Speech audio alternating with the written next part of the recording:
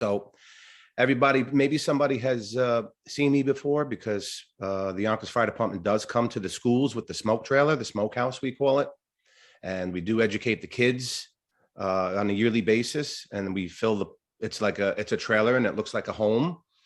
And it looks like a living room, and it has a fireplace and a sink and a kitchen. And it has a bedroom. It has a lot of things inside the smokehouse. And then at the end, we give a presentation. And at the end, we fill it up with smoke, and the kids stay low and they go. That's what we call it, staying low and going. And it really works out great. But we couldn't come in the past couple of years because of the COVID and situation in the world. So hopefully things will get better and everything will get back up to speed and hopefully hit your school soon. So there's a lot of things to touch base on with fire safety. I'm open to questions when you have them. It'll be a lot easier to segue into other things. So for the parents, it's kind of the same what I teach for the parents and the children, but some things the parents need to learn more and some things the children need to learn more. So we'll start with regular, let's just start with smoke detectors, okay? So right off the bat, they'll give you the code for smoke detection and carbon monoxide detection in your home. So a smoke detector should be in every bedroom, and then immediately outside of the bedroom, and on every level of your home. Then a carbon monoxide detector would be immediately outside of the bedroom or within 10 feet of any sleeping area, and on every level of your home that has a source. So we know a kitchen has a source, the basement has a source with the boiler. So put one on every level of your home. So this is a combination. This is a combination smoke and carbon monoxide detector. So, and this is actually wireless. They interconnect with each other. And if one goes off, they all go off. So if you had one of these in your basement and you were sleeping in your bedroom, everyone in the house would go off. Typically, like the new construction now that has, like in my home, I have the older ones, but they have a backup battery and they're all interconnected. And if one goes off, they all go off. But now they make them where no more batteries for the regular ones you buy at Home Depot. They have to be 10-year lithium batteries. So no more changing the battery, spring ahead, fall back. No more changing the battery. No more chirping every 60 seconds. So it gets to be an annoying chirp, which I hear it in stores and homes all the time. People become so oblivious to the chirp that they don't realize that it's telling you to change the battery.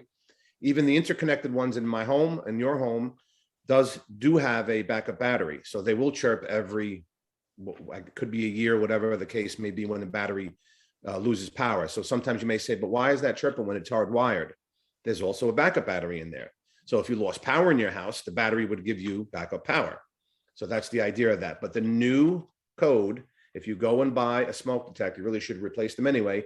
There are 10-year, there's 10-year lifespan on these, and in the back of them, there is a date here somewhere, and you can check yours.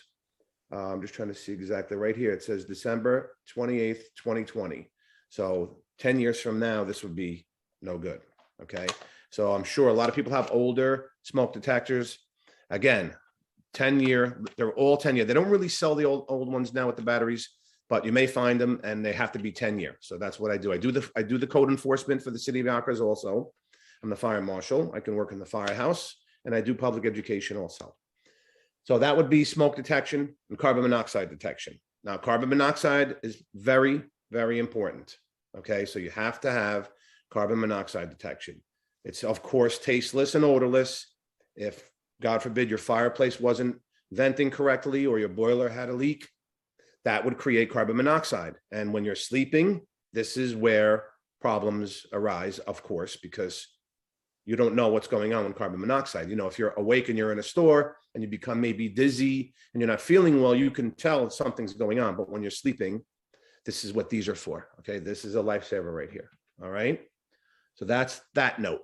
There's many more points to hit. So if anybody has questions, they can just shout them out. So I'll move on unless they have questions. So also let's talk about so many things to talk about. Fire extinguishers. Fire extinguishers should be in the home.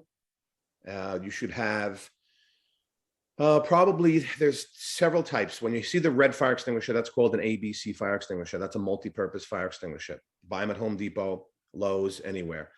That's good for the home. Know where it is. Put it somewhere where everybody knows where it is, even the children. And you can even show them how to use it. There might be a pin. There might be a handle to squeeze. I was looking for mine, and believe it or not, couldn't find it because I remember, I think they were expired and I never replaced it. Bad. So you should have a fire extinguisher in the house. Again, the children should learn how to use it. There are ways of using it. It's called pass. I should have did a little more reading, but it's pull the pin, aim, squeeze, and sweep. That's what it's called, pass. Okay. And again, a child could use it, believe it or not. You'd be amazed at what children could do in the heat of the moment. Okay. So that would be for the home. And they also make one that's white in color. And that one is for the kitchen.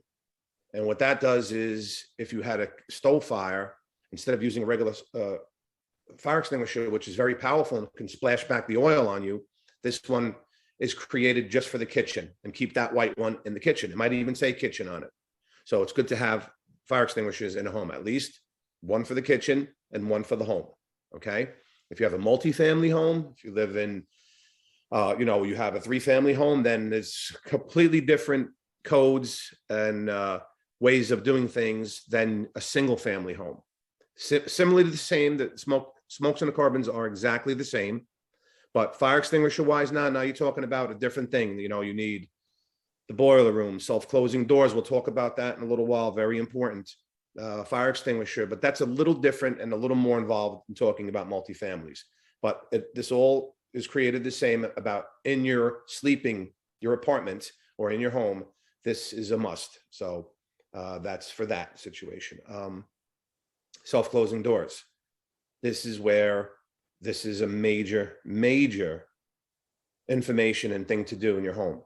The reason why the people in the Bronx got hurt or perished is because their door did not close. Now, this is in an apartment building. So I don't know, Crestwood Lake, are these are there's 2 levels, correct? I think Crestwood, or is this just a community? It's 1 family and maybe some 2-family homes, but there are apartment buildings as you get closer to Central Avenue. Okay. So again, I can say this, it's easy. In your home, in your single family home, the self-closing door is not come into play, so to speak. In a multifamily, if you live in an apartment building, if you did, every apartment door, every stairway door, every boiler room door should be self-closing and latching. So in the case of the Bronx, they had a fire, and of course, nobody understands the rules because there's a fire and they want to leave, of course. But when they flee, the door should close automatically. And when the door closes, it keeps the fire in that apartment. So the fire department can come and put out the fire. When the door doesn't self-close, what happens? The smoke first pours out into the hallway and it becomes mayhem. And if you have doors open in the stairway where your safe haven is the stairwell, then the smoke gets into the stairwell. And then it could spread from there. And that's what happened in the Bronx. It also happened in Yonkers. I don't know if anybody remembers Hawley Terrace. It's 1 Hawley Terrace on the corner of Warburton and Hawley Terrace. It's a big apartment building, and it was 1 person had a fire in his apartment, and the door remained open, and the wind off the river created a bad situation, and they lost the whole building and that person also. So this is where self-closing doors comes into play. Now, in your single family home, I guess if you have a boiler room and you have a door on it, it should self-close.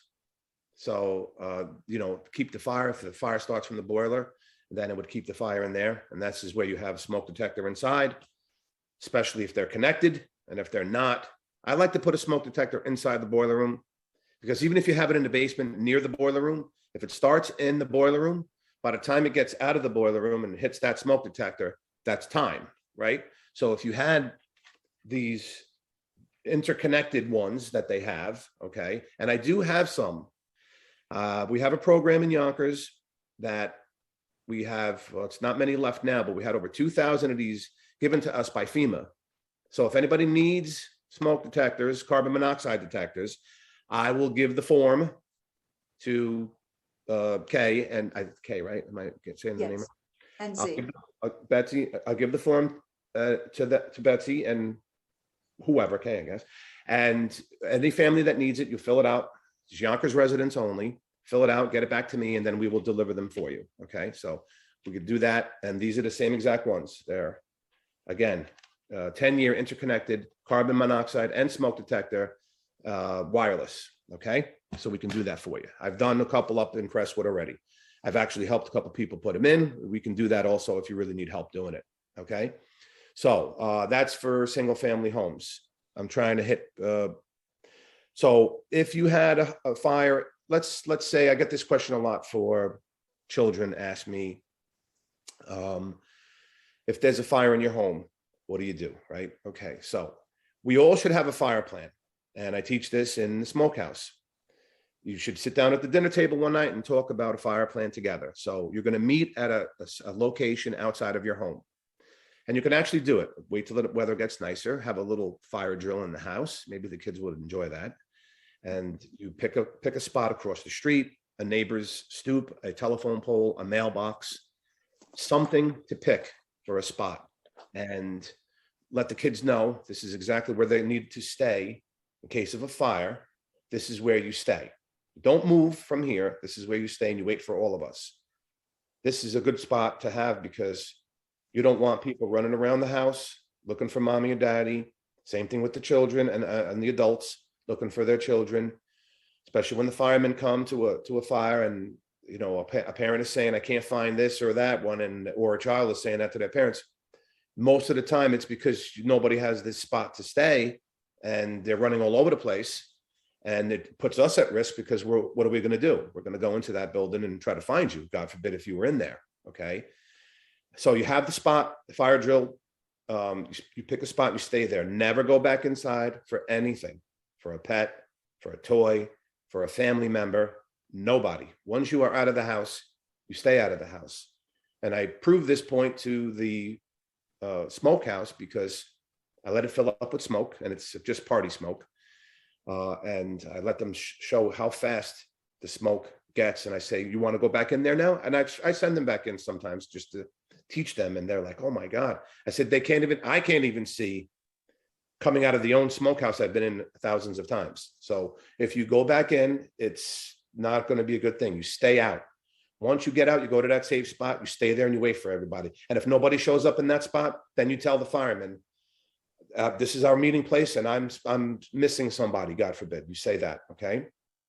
And for the children, not to be afraid of firemen. I mean, some children are afraid because of the mask we wear, and we kind of sound like Darth Vader, the way it sounds and breathes. But if you ever heard that sound, you run to that sound. You run to that firefighter that you may look like he's scary, but he's wearing uniform and the turnouts because he's trying to keep himself safe. And he has time to crawl into that building to look for somebody, God forbid, who was hiding. And again, children, no hiding under a bed, no hiding in a closet. There's no hiding at all. You have to go out and meet at that meeting place. And if you did see a fireman in your house, you go to him. You run to him and you grab him, okay? That's how you'd never be afraid. Firemen are always there to help you. So the meeting place is a good idea.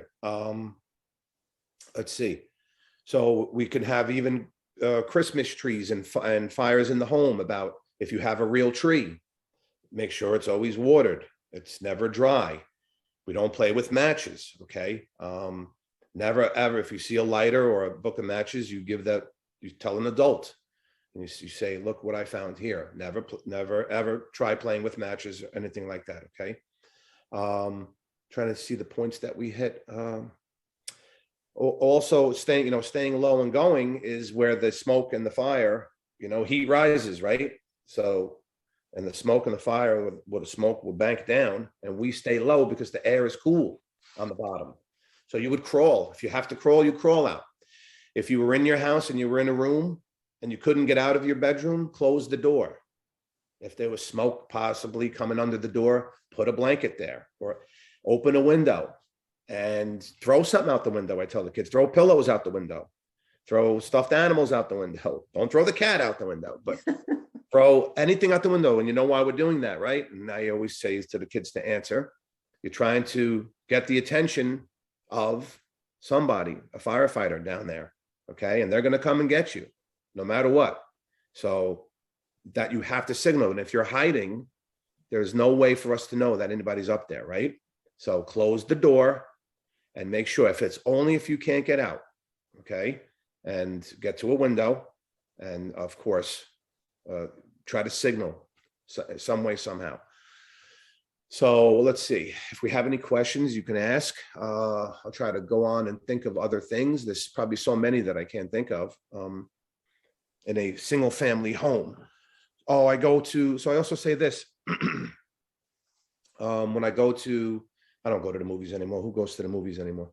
But it's nice to go when my kids were younger. And what I do is I used to tell my children, when we get into the movie theater or a restaurant, it's another funny one. My wife is Italian and she cooks for me every single night. And I don't think I've been out to eat in over 20 years. So when we used to go to a restaurant when I was younger, excuse me, I would tell my kids or family, friends, or anything like that, look at the exit signs, okay? Especially in the movie theater. You're sitting down in a movie theater.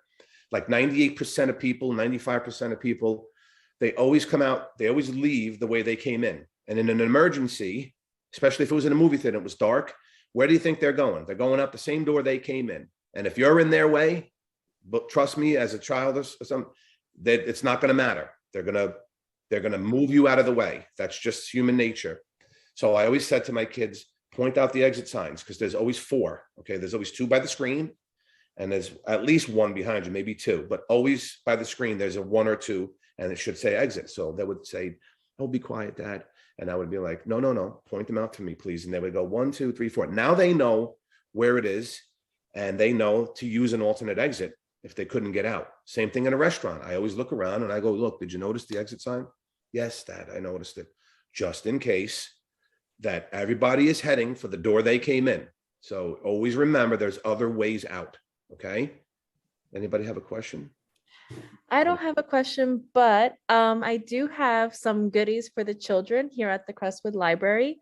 So we have a bag full of little activities. We have our hat, we have our water to put out our little fires, stickers, tattoos, all these fun, adorable little goodies. So coloring pages, books, everything that's right here, all for the children to enjoy and to follow along and to talk with family and parents. So come to the Crestwood Library and come pick up your goodie bags for Fire Prevention Week.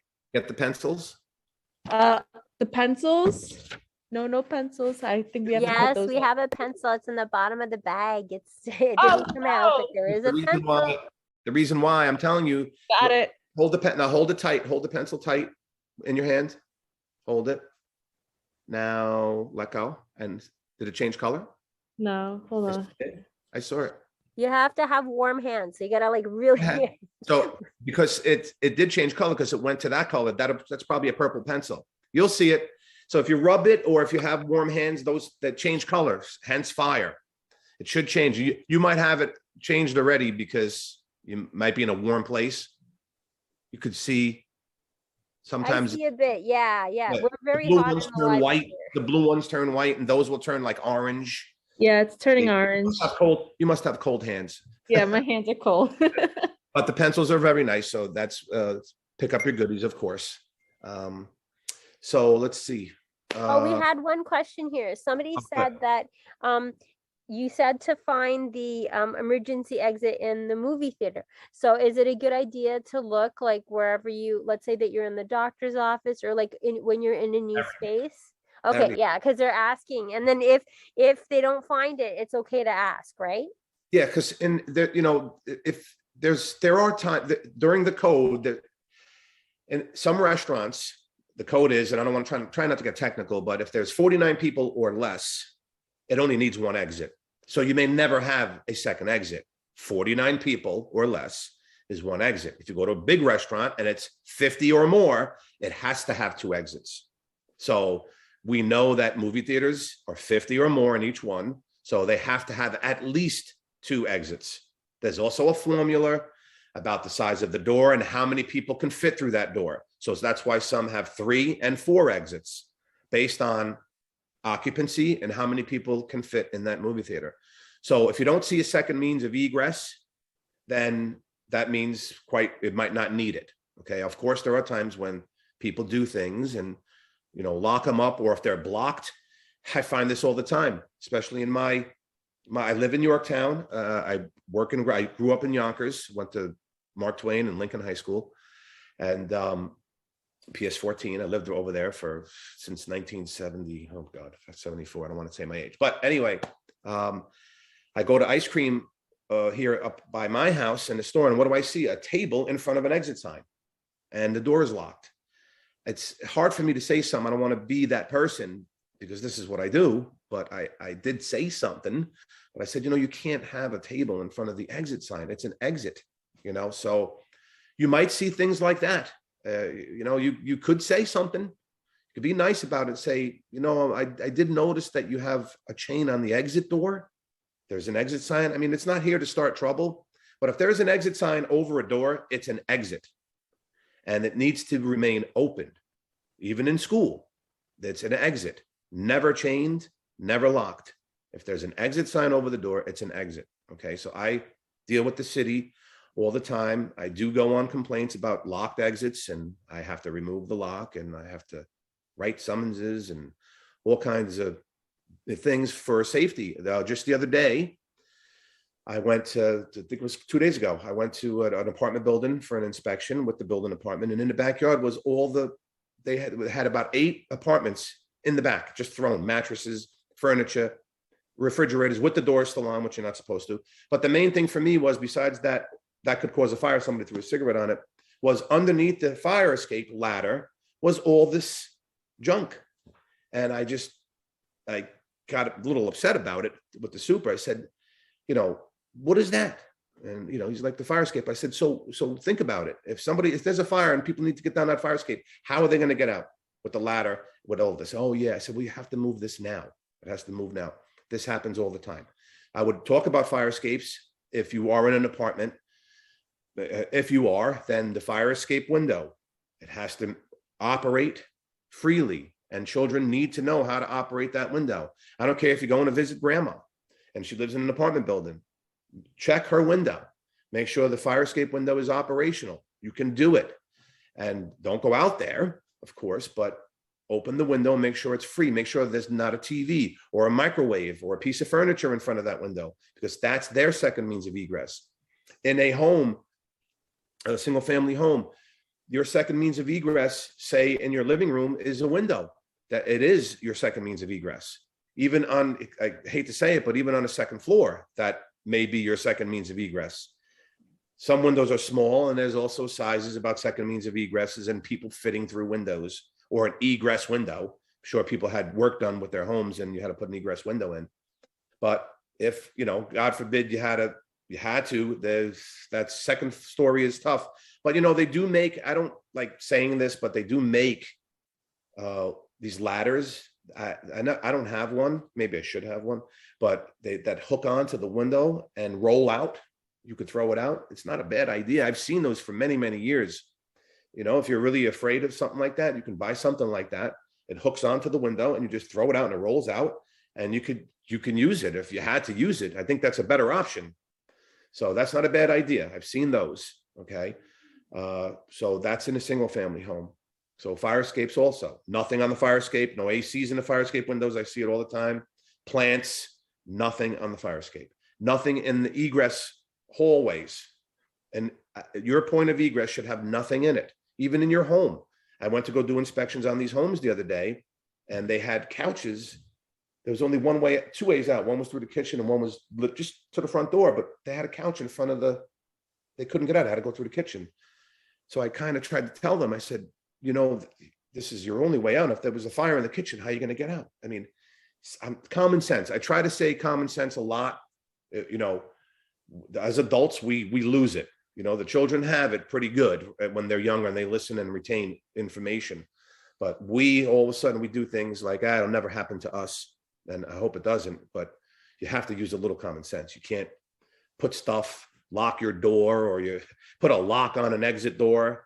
You know, there shouldn't be a lock on an exit door, though that too, you know, you're not supposed to be able to lock an exit door, but single family homes are a little different when, you know, so about locks on doors. So it's not a big deal. Trying to think about in your home, stoves, you know, don't use the stove for heat. People like to use the stove for heat. It's a carbon monoxide issue, right? Carbon monoxide is incomplete combustion. Boiler, stove, that's carbon monoxide. I remember in the old days, my mother used to do it and put a pot of water on top and boil it, you know, just to get humidity. You know, you're not supposed to do that. That's not made for heat. Heaters, space heaters, that's another fire that happened in the Bronx. Again, I think it started, there was a couple of fires, so I don't know if I'm mixing them up, but space heaters. You can't be within, I was on channel 2 News or 4, I think it was. Right after that, they interviewed me up at headquarters about space heaters. And it should be 3 feet away from anything combustible. And they don't get the infrared ones, the ones that are red hot. The one that I had on TV was red hot. They make these space heaters now that look like an old radiator. It's filled with oil, and the oil gets hot. And if it tips over, it turns off. Those are more convection heat than not radiant heat from the red hot one. You can see, obviously, something can catch fire because it's red hot. But again, space heaters, 3 feet from anything. Candles. I remember years ago, candles was a very, very hot thing. You know, everybody wanted candles. Nowadays, get the battery ones that look real, but the candle, you put a candle by a window, a curtain could blow into the candle, right? Happens. I have to tell a story. I have to tell it low because I don't want my wife to yell at me. But when we first moved here, she put a candle on top of the TV and it was underneath the shelf. And I said, "What is that?" And I looked underneath, it was burning. It would have burned. It would have burned eventually. Now we were home, but it would have burned. The burn mark is still there. And I built that cabinet myself, but you can't see the burn mark. So she says, "I didn't do that." I said, "Yeah, you did." She had the candle on the TV and it was a shelf there. So you don't realize what you're doing with these flames. Don't leave the room with the candle on. My daughters still even now like to have candles in the room. And I always tell them, you know, put it to the side, put it away. Don't fall asleep with that on, put it out. So candles are dangerous. So try to use the battery ones. What else? We have a question about going back to fire extinguishers. The difference between the kitchen, for the one in the kitchen, can it only be used in the kitchen or could we use it everywhere? You could, but with the kitchen one, when the powder comes out of it, it just lobs it. So it wouldn't hit the pot and splash back at you. The ABC one, the red one, is more powerful. That's the stream that goes about 15 feet. So you can hit a fire, you know, you're supposed to be close, but it will go far. Whereas the kitchen one, yeah, you can use it. You just got to get up close, you know, so you can use it for both. It's just made more for, you know, the kitchen. And if you had a fire in the kitchen, you know, cover it, you know, don't, you know, put a pot, don't handles in. This is what we teach in the smoke trailer when you cook. Mom and dad, even today when I cook and stuff like that, handles always go in, even though my kids are older now, but handles in. I've had people in the fire department who, one person that I know of years when I first got on, his son pulled a whole pot of boiling water on himself. Okay. And it's not pretty. It's very dangerous. You don't know where your kids go. Keep them out of the kitchen. My kids are 18 and 17 and I still don't like them in the kitchen. I'm like, get out of the kitchen, even though they try to cook. And I'm like, please be careful. So it's pot handles in all the time. Okay. So yes, you can use the white fire extinguisher on any other fire. It's the same as the ABC extinguisher. Any other question? See somebody else popping in there. Or was that from? So let's see. Schools. Let's try schools. Fire drills. Of course, you're supposed to have, I think it's 8 fire drills at certain times of the year. So pay attention to the fire drills. Stay with your teacher. You should also be conscious of the fact that in your school, there are exit signs. Not all of them are 100% foolproof, meaning that the exit will have an arrow pointing right or left. I've seen them where they're pointing in the wrong direction, but most of the time they're good. If the power was off and you had any chance of thinking that, say you wanted to get out and you didn't really know where to go, just follow the signs. Walk to the for the exit sign, look at it. Which way is it saying? That way, let me go this way. And then you'll meet another exit sign. Those exit signs will lead you outside. So when you're walking in your fire drill, just look up and look at all your exit signs. I'm sure you've seen them, but you really never paid attention to them, but they're there. And they're in every store, restaurant. So pay attention. They will lead you to the path of egress outside to a common way. Okay. Trying to think what else for single family homes. We know we touched on holidays with the Christmas trees. Got a picture of it. So this ladder will hook on. There's another one, and it's made by Kidda, which is the company that are these Kiddas? I don't even know if these are Kiddas. Yeah, they are. They call it Kidda, actually. People pronounce it Kitty and stuff like that, but it's Kidda. And Kidda makes this ladder here. Let's open it. Come on. So here's a ladder. Where am I? It's going to be hard to see, but no, we see it. Thank you. That's great. It came out really clear. Yeah. So there's a ladder that hooks on, and let's see if they actually show a picture of it. Well, if you, of course, if you YouTube this, you'll absolutely see it in action. They'll show you how it works. I just wanted to see. So this obviously, they didn't show it. I said it's simple as 1, 2, 3. There's a 1, 2, 3 on there. And I guess that means 1, hook it up, 2, unzip it, 3, throw it out, and it just drops. And then you can climb out. So yeah, this is good to have. You put it in your closet, right? I mean, I was going to tell a story, but I don't want to get into. Somebody just said, please do. It was 9/11, and I always just, it was about parachutes, you know, about that. Why wouldn't you have a personal parachute in a high-rise building like that? But don't forget, like when you have these fire extinguishers in your home, it's going to get buried. That's why you have to make sure you put it somewhere and let the kids know where it is. Okay. And put it in the closet, but put it in the front. Don't throw it in the, I mean, you can put it under the sink, but where's it going to wind up? It's going to wind up somewhere.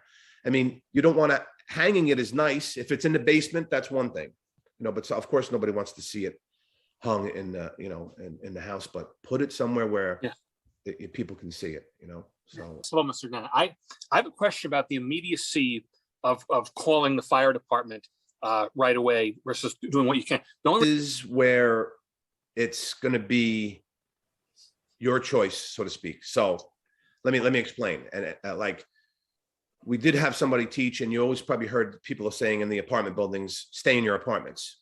That's another story. So we'll if you want, I'll touch on that. And I have a different opinion for what everybody else thinks about staying in your apartment. It's circumstances. So I'm going to say it's circumstances. And so in his case, he probably did try to put out the fire and wasn't successful. This happens, all the fires that, you know, most of the fires we go to, all the big ones and ones that I've went to, and I just can't believe I'm like, I always say to myself, how did it get this far out of control already? And we're 2 minutes away, you know, 1 minute away. So sometimes right around the firehouse, because sometimes it happens where people don't see it. And that's where the only time they see it is when it comes out the window, and then they call, right? But a lot of times it's people trying to do it, put it out themselves, and then they're wasting time. So you always call 911 first. So if it was a small, see you later, my daughter's going to work. If it was a small fire, you know, I don't want to see you lose your home because of a waste paper basket fire that you may or should be able to put out with a fire extinguisher. So circumstances, you always don't do anything out of your comfort zone. Always keep an exit to your back. Okay. But if you had somebody else in the home, you always call 911 regardless of the fact anyway, because we have to come and make sure that the fire is out indeed, because even if it was a stove fire, we have cameras that can look through the walls and, you know, it shows the heat, infrared cameras. So if you could say to somebody, call 911 while you're trying to put it out, but it's comfort zone. You know when I shouldn't be doing this, or I got to call 911. But if it's a small thing, I'm not going to say, that's it, let's leave the house and call 911. It's hard for me to say that because you should always call 911 first. But would I try putting out you know, not because I'm a fireman, but would I try putting out a fire? My friend is funny. He retired, Michael Simone. He was a cop, and then he lived up off of Nimitz place. And he was a cop. Was he a fireman at the time? I think he was a fireman.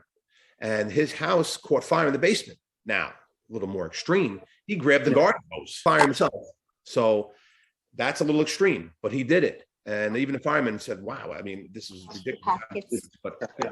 So take it upon yourself to try putting out a fire, but it's all circumstances. If it's small, you try, but don't ever do anything that is out of your comfort zone. And always call 911 first in the summertime. So Yonkers is tough because there's no open flame in Yonkers.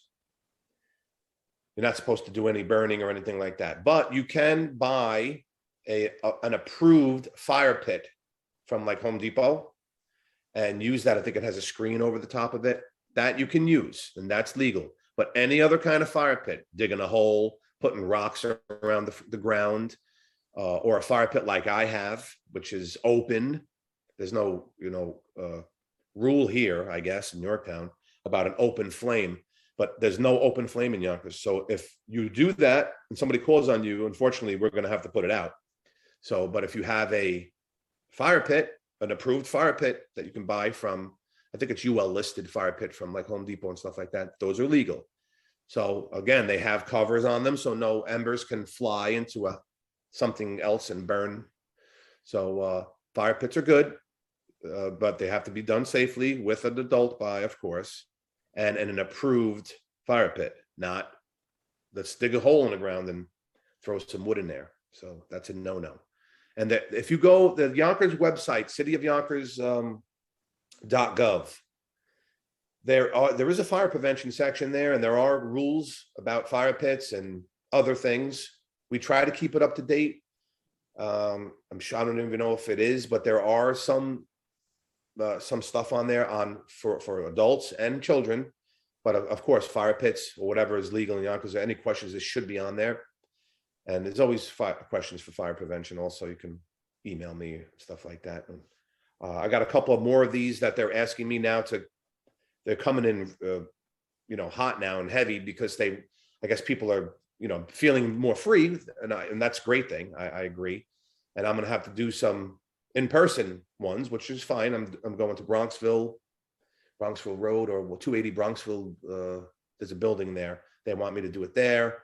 I just got another one. Then the schools are asking for us back now, little by little, career days, about being a firefighter. If there were older kids coming out of high school, I could talk about that, but I don't know if any kids are ready yet. But there's always career days. It is a great career. We're trying to think what else, if we don't have any questions. So we touched on stoves, in-home matches. Of course, we don't play with matches. The Christmas trees are tough. If you ever see a Christmas tree light on fire, you'll see what I mean. Literally within 5 seconds, the tree is gone. There's actually a video on YouTube, and I show it in my smoke trailer. I have a TV, and we show video of certain things. And one is in a room with a wet tree, one that's watered, and one without. And it's on YouTube. And if you see it, it's pretty scary on how fast that Christmas tree goes up. And if that was in your home, what would happen?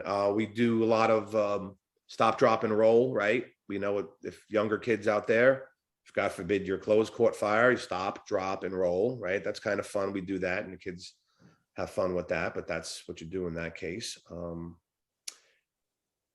So if you were in your bedroom and you thought there was a fire outside of your hall, you touch the doorknob and you use the back of your hand. You don't use your hand. And if the doorknob was really hot, I asked the kids, would you open that door? And the answer is no. You wouldn't open, you test the doorknob first, okay? And if it was hot, you don't open the door. And that's where you have to stay inside and get to the window and maybe throw out that roll down ladder. But we teach that. Trying to think of other, I'm probably missing a whole bunch of fire safety things. I should have put a list together. I knew it would come to me, but if they've got some questions, it may trigger me. So your fire extinguisher should be, I just hit it in my head. The fire extinguisher, don't forget, if you have a fire extinguisher in your home, make sure it's not over 10 years old. There should be a date on there somewhere. And if you, when in doubt, throw it out, because there should be a gauge on it, and it should be in the green, the needle in the green saying full, not empty. You'll be surprised how many times I go there and they go, look at my fire extinguisher. I'm like, that's great, but look, what? It's empty. Oh, really? Isn't it nice to know now rather than, God forbid, if you needed it? So check your fire extinguisher, make sure it's full, make sure that there's a needle on it that says full. And if it's old, throw it out and buy a new one, because it's 10 years. Somebody asked, can we recycle them anywhere? I knew that question was going to come up too. And I should have Googled it. I said, nah, I'm not. Yes, you can. We get this all the time. And what I usually do is give them, I'll look it up or I can send it to you in email. There's a place in Valhalla. It's called the Waste Management Office or something like that. Again, it's in Valhalla. So they'll take anything, but, and that's when I usually send them there. You could probably, I don't know if I really should get a true answer to this. If you can recycle it, I don't see why not. It's metal. I mean, if you put a hairspray can in your recycle can, why can't you put a fire extinguisher? I mean, what's more dangerous? The hairspray can. It's under pressure. This is white powder. There's no accelerant. It's not flammable, the fire extinguisher. So the hairspray can is. So I don't see any reason why you can't recycle it, especially in Yonkers. Those guys will pick up anything. No, but you can recycle. That's a good thing. I should really try to even Google that. Can you recycle a fire extinguisher? I don't see any problem with it, but there is a waste management company. If you don't want to recycle something like that and put it into the earth, then you put it into, I have the phone number, it's at work, and I could always email it and you could send it out to everybody. It's in Valhalla. So always look at that too. Sometimes people, some old lady had asked me recently, I gave her a smoke detector. She was a young old lady, and she had like 10 of them. I took them from her and I recycled them. So they didn't say anything to me, but she didn't know what to do with them. So I took them from her. I'm not in the business of taking people's fire extinguishers, but she had them in a trunk of her car. So I just took them from her, and I did put them in the recycle and they took them. So I don't That's see awesome. If I can, that facility in Valhalla is a county facility. Yeah. So, if you go to westchester.gov or whatever, I think, or whatever it is, westchestergov.com, I think maybe, you can probably get more information on that. Yeah. So I do have the number. Recycle. It's not recycle. It's some sort of management. I forgot the title of it, where you can take. I found it online. It says Westchester County Recycling Household thing, right? It's 15 Woods Road in Valhalla. It says it opens on Tuesday next, and the number is 914-813-5425. Yeah, and if you really want to, I don't want to put you to work, but if you wanted to somehow make a copy of that and just make 20 copies and put it in the bag. Yes, I can do that. Then there's some other things that have come up that I'm going to type out too. We do have a question going back to fire extinguishers. I love how people are thinking as you're speaking, and like all these little questions pop into our minds. Can the fire extinguisher be empty even if you have never used it? Yes, it happens. It loses pressure. And if that needle shows empty or recharge, then something happened to it. Again, I find it all the time where the professional ones or the commercial ones in restaurants, the guy just came to tag them and service them, but it's empty. Now, I don't see white powder all over the floor, so it must have lost the air inside. So yes, it could happen. Absolutely. You have to just make sure that the needle, there should be a needle on there. There's got to be some sort of designation on if it's full or not. If you don't have that, then that means it's old. And I actually have one on my desk. I should have brought it here, but I got it from a building that it's an old one, and she had it on the basement for 50 years. And it wasn't even the old brass pretty looking ones. This was a red one, but it has no way to tell if it's full. If you have one of those, then it's old. Don't throw it out, I'll take it. No, but we do find the old brass ones, and they're real pretty, you know. So there was even I was a carpenter since high school, and I built this house, and I stopped building houses and doing custom finish work for when I got promoted, which was what, 12 years ago now? Was it 12 years ago? Wow. But in the barns I used to find in Somers and stuff like that, they used to have these old in the rafters. It's a globe, and it's filled with, it's not good stuff in there. So if you have one of those in your house and it goes on they're collectible, it's a globe, and people used to throw them at the fire and it would break. That was their fire extinguisher. But if you have one of those, do not touch it, and you got to get rid of it. But I don't even know where to get rid of that, because the stuff inside of it is really, really bad. If it breaks, it's like it's a carcinogen or cancer causing, stuff like that. I have one in my garage that I hung up, and it's sitting in there because I got it from there. You know, it's a collectible. I didn't want to throw it out, but I have it in the garage and it's hanging up. So, you know, if you do have those, it's very rare to find. It's in older buildings or older attics, but that was kind of cool. That's what they used to do, used to throw them at the fire. That's what the fire extinguishers were back then. So yes, it can lose pressure, and just make sure it has a dial that says full. In the green, it'll say full. So someone asked, speaking of like alternative things, let's say you go camping and you have your fire pit, and you made sure that you like dig it out and you put the rocks. And let's say that you don't have fire. What else could you use to put it? Like water. Like let's say that you have your fire pit and you're cooking your marshmallows or your soup. Is there anything natural like dirt or anything that they could use? Dirt. Yeah, absolutely. What are you going to do? You're going to dig a hole, hopefully have a little shovel with you, put a lot of dirt over it. And you don't leave until you know that the fire is out. Okay. No, you know, you don't just put a couple shovels of dirt, you fill it up, and make sure that you would spread out the fire or the embers, and then put dirt on it. Water is going to be hard. I've tried to put out a log, and I did a movie shoot. I do movie shoots too. When we do the movie shoots, I missed the John Wick one.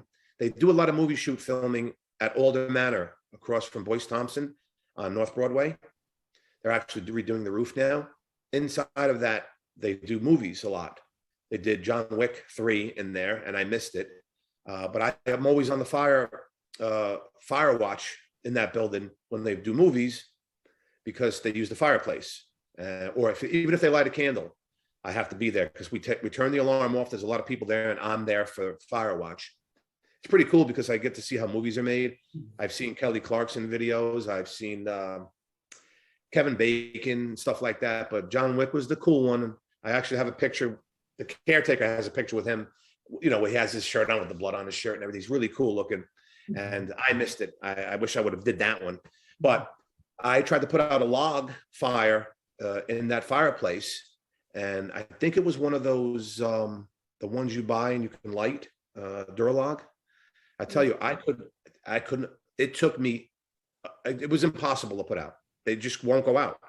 And I'm trying not to use, you know, how much water I use in a beautiful mansion like that. But it's very, very hard to put out. So when you do have a campfire, make sure you smother it with a lot of dirt, and it will go out, because this has no oxygen. That's why you put a lid.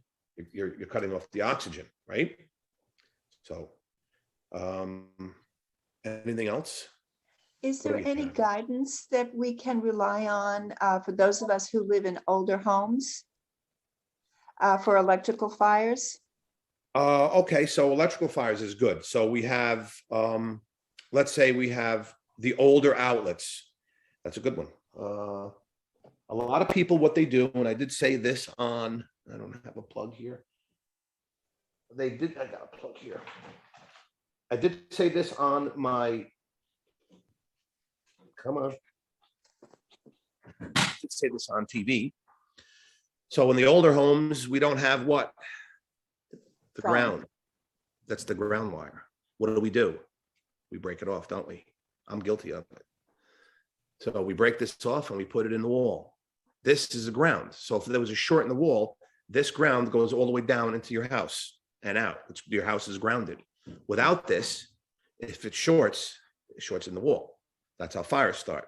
So if we're doing heaters and we're using this without the ground, it could cause a fire. If the wiring is old, they all call it knob and tube. That's what it was years ago. Really fragile old wiring. And I'm sure the old houses, you can't even have that anymore. You're supposed to update your wiring. So yes, update wiring is good. Some have breakers, fuses, I guess, still, but this is important so we don't break off the ground. Make sure we have covers, make sure we don't overload the outlets. We don't go buy the cheap for the dollar store, the 3 outlet thing and put it in the wall and just keep plugging things in. I'm sure there's somebody going, oh, I have that. But, surge protector is good. Even that you're really not supposed to use, but if you're going to use the surge protector, buy a good one. Don't buy the dollar store one. Don't use dollar store extension cords. They all have to be UL listed. There's a tag on them and it'll say UL, Underwriters Laboratory. They're certified. They're good cords. They're good plugs or surge protectors. Don't hide the wire under an area rug because it looks ugly. So you're going to throw the extension cord under the area rug and plug it into the wall. That's a no-no. I'm sure people are saying they have that too, because I've seen fires that started from that. What does that do? It creates the wire to overheat and cause a spark and, of course, catch fire when you're not even paying attention. So older homes, that's really the only thing for older, the breaker boxes, make sure you have outlet plate covers on your outlets. But it's more of the ground. That's, if you don't have a ground because you have an older home, it is what it is, but don't circuit, at all. Those, the more modern houses, you can get away with some of those because your service is higher. In the older homes, don't overload. If there's 2 outlets there, then there should only be 2 things plugged into it, not 6. That's the problem with older homes and even newer homes, but older homes especially. But that's really it for electrical wise. Older homes are obviously built. They are built better, but for the bones of it, but not for the electrical side of it. So just keep in mind just don't overload. Got a question? Oh, look at this. I happen to find, maybe you guys might want to see this. I thought it was cool. Something to show you. This is Alder Manor, and this is the caretaker of Alder Manor. Mm-hmm. And that's John Wick. And that was right there in Yonkers, filming John Wick 3. And I missed it. So if it was open, I would have did the 4th one because they would have probably filmed maybe something in there. And that would be pretty cool. So we have another question for you. Somebody asked, what do you suggest when buying a home safe? What to look for? That's the first question. A fireproof safe. Yes. Well, that's a good question. I never got that question before, but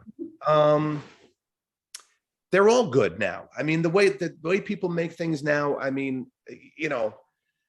the only thing for you is what you want to put in it, because they're all fire, I guess they're up to 2,000 degrees or something like that.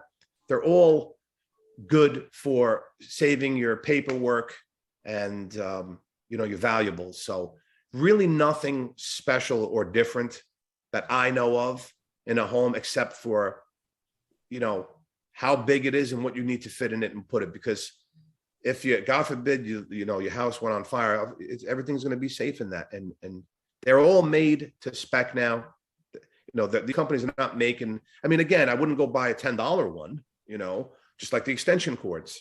You're going to go buy, a smoke detector, you're going to go buy a Kidda or First Alert, right? I mean, it's the same thing as buying a TV. You're going to buy the good brand. So stick to a good brand and they'll say it on there, how the temperature it's meant to be. And to be 2000 degrees on the floor is, almost, I'm not going to say an impossibility, but up high, absolutely. But to hit 2000 degrees to the floor is, that's a problem. But they're all good. There's really nothing that I can tell you the different from a box like that. Thank you. And then the second question that I have is suggestions for escape from a second floor bedroom if door is not an option. I know you showed us that ladder that you showed before. That could be, but have you ever heard about a rope ladder? I know that one of the kids always suggests to me tying your bed sheets in a knot if you're really in trouble. If that's what, listen, any way is a good way, right? They are also, listen, if you had to go out the window and there was no other option, you're going to hang from the window because you're going to shorten the drop. Okay. And you want to make sure that if you're going to go out a window, if you ever had to do that, that it's somewhere, the only option is what you have. So you have to hang though, because then that's what would shorten the distance of the fall, right? Because now you're going to fall less.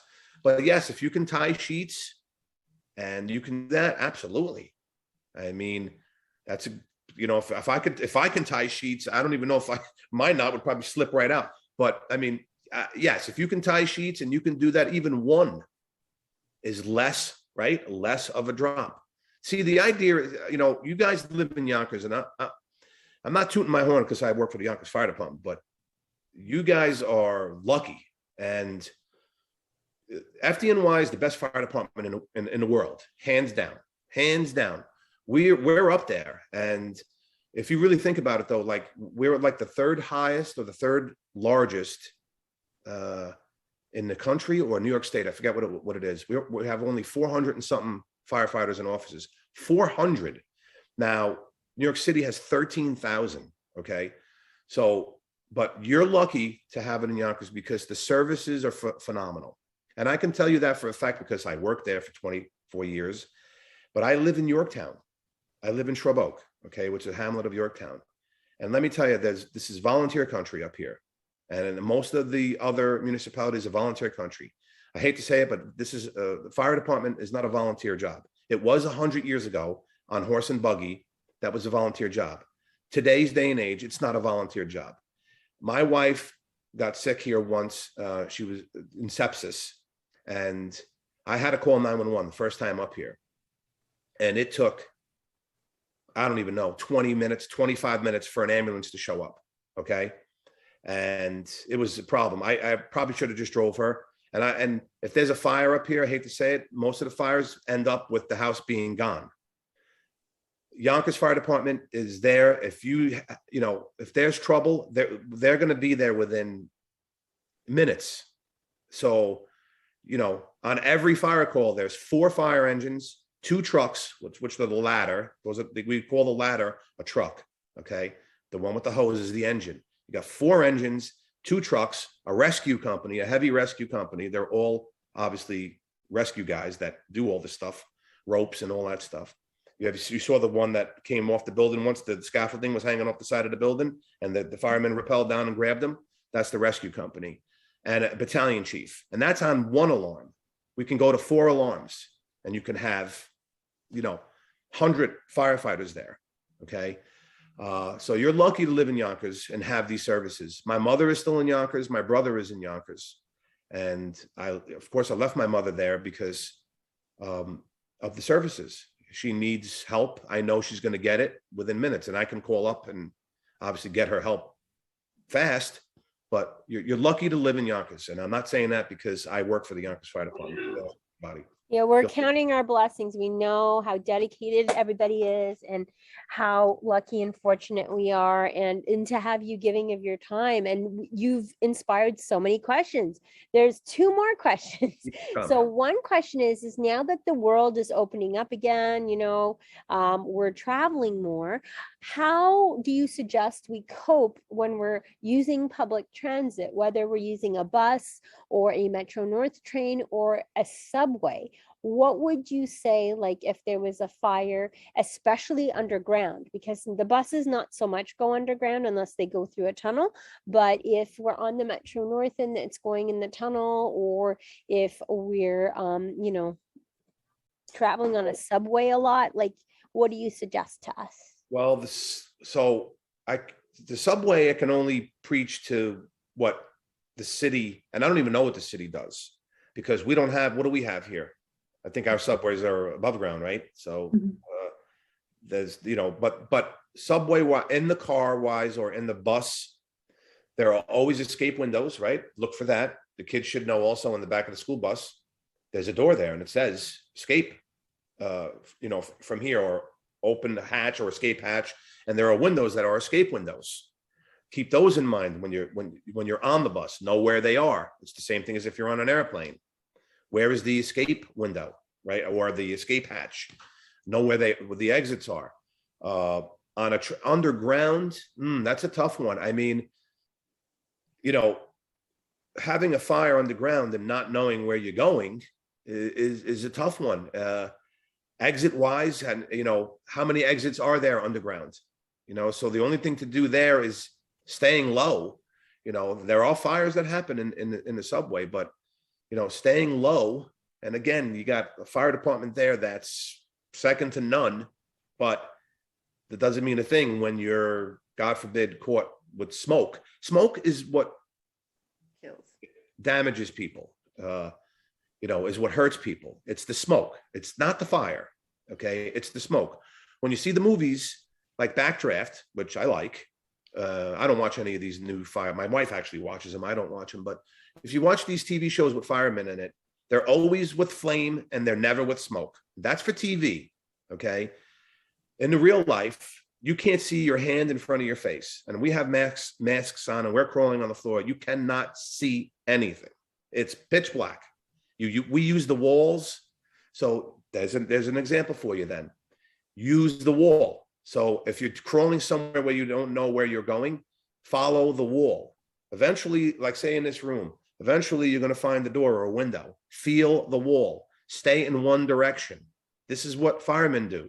We follow. When we go into a wall together, into a fire together, if a truck company, the ladders are the ones that go inside to rescue. That's the most dangerous job because they don't have a fire hose in their hand.